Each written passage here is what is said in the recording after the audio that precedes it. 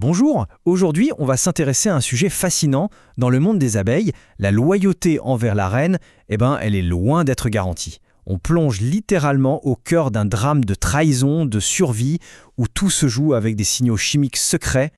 Cette citation, elle vient directement de la recherche et franchement, elle plante le décor à la perfection. Ça sonne comme de la fiction, mais non, c'est la réalité, la dure réalité de la ruche, où le destin d'une reine peut basculer à tout moment. Alors ce phénomène, ça a un nom un peu technique, la supercédure. Mais attention, ce n'est pas juste une petite révolte, non, c'est un véritable coup d'État super bien calculé, c'est une stratégie de survie en fait pour que la colonie puisse continuer d'exister. Sauf que ce mécanisme, bien que naturel, il a de grosses conséquences.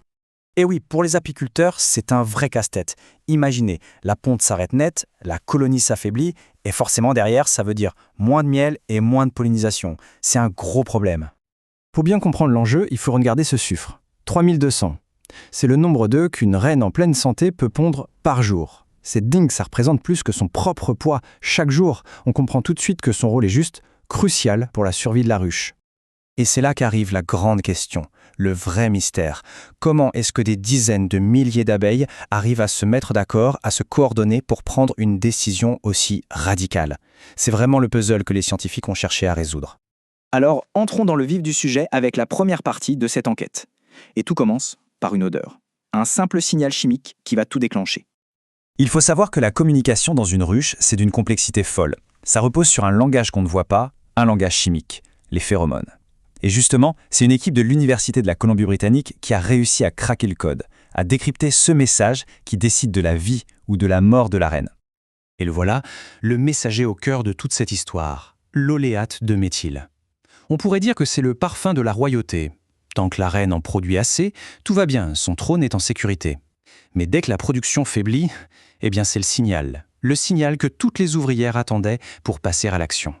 Et comme le dit très bien le Dr Foster qui a dirigé l'étude, ce n'est pas du tout une décision prise au hasard. Non, c'est une réaction très pragmatique à un signal chimique qu'on peut mesurer. Quand le niveau de cette phéromone baisse, pour les abeilles, c'est littéralement l'odeur de la défaillance. Bon d'accord, on a compris que c'est une baisse de phéromones qui met le feu aux poudres. Mais alors la question suivante c'est, pourquoi est-ce que cette production de phéromones diminue? Qu'est-ce qui se passe à l'origine? Le mystère continue.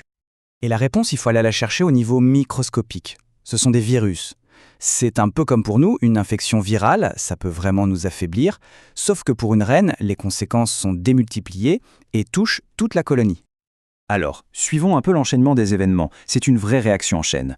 Au départ, il y a une infection virale qui s'installe chez la reine. À cause de ça, ses ovaires s'atrophient et donc, elle pond moins. Mais le point le plus important, c'est que ça fait aussi chuter sa production de la fameuse phéromone de loyauté. Et là, les ouvrières captent le signal, elles sentent la faiblesse et elles lancent le processus pour la remplacer. C'est une question de survie pour la colonie. Et qui est le grand responsable de la propagation de ces virus? Le voici, l'ennemi public numéro 1 de l'apiculture, le varroa. Cet acarien parasite, non seulement il affaiblit les abeilles directement, mais en plus, c'est lui qui transporte et transmet tous ces virus. La docteure McAfee, qui est la première auteure de l'étude, résume très bien l'enjeu pratique. En gros, lutter contre le varroa, ce n'est pas juste pour garder les abeilles en bonne santé une par une, non, c'est carrément une question de stabilité politique pour toute la ruche. Ok, donc maintenant on a bien cerné le problème. Passons à la partie peut-être la plus intéressante, la solution. Concrètement, comment est-ce qu'on peut utiliser tout ça pour aider les apiculteurs et bien sûr les abeilles? L'idée des chercheurs est en fait assez simple, mais brillante. Ils se sont dit, si c'est la baisse de la phéromone qui déclenche tout, est-ce qu'on ne pourrait pas calmer le jeu en donnant à la ruche un petit supplément de cette phéromone, mais en version synthétique? Et c'est exactement l'expérience qu'ils ont montée. Et les résultats, ils sont spectaculaires, sans appel. Les colonies qui ont reçu la phéromone synthétique sont restées stables, loyales.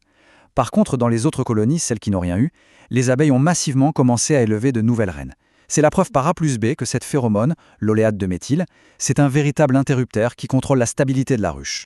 Forcément, pour l'apiculture, les applications potentielles sont énormes. On pourrait imaginer utiliser cette phéromone pour garder les ruches stables pendant les périodes super importantes comme la pollinisation, ou pour éviter de devoir remplacer des reines, ce qui coûte cher, ou même pour aider une colonie à surmonter une mauvaise passe à cause d'un virus. Mais au fond, pourquoi est-ce que tout ça nous concerne, même si on n'est pas apiculteur?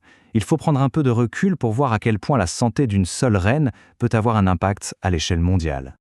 Regardez bien ce chiffre, il est essentiel. environ un tiers de tout ce qu'on mange dépend directement de la pollinisation par les abeilles. Donc la stabilité d'une ruche, ce n'est pas juste une histoire d'abeilles, ça touche directement à notre sécurité alimentaire à tous. Ce tableau, il résume parfaitement l'effet domino. Ça commence avec un tout petit acarien qui transporte un virus. Le virus affaiblit la reine. Ça perturbe toute la communication chimique de la ruche. Résultat, la colonie devient instable, elle pollinise moins, et au bout de la chaîne, c'est notre assiette qui est impactée. Et c'est ça, le message principal à retenir. Essayez de comprendre le langage secret des abeilles, ce n'est pas juste pour la beauté de la science, c'est absolument essentiel si on veut trouver des moyens de protéger ces pollinisateurs qui sont indispensables. Et donc, par la même occasion, de protéger une partie vitale de notre alimentation. On va finir avec qu'une question pour réfléchir un peu. Cette histoire de reine des abeilles, ça nous montre bien que des forces invisibles, des petits signaux chimiques, peuvent gouverner des systèmes hyper complexes tout autour de nous. Alors on peut se demander, quels autres signaux invisibles façonnent le monde dans lequel on vit ?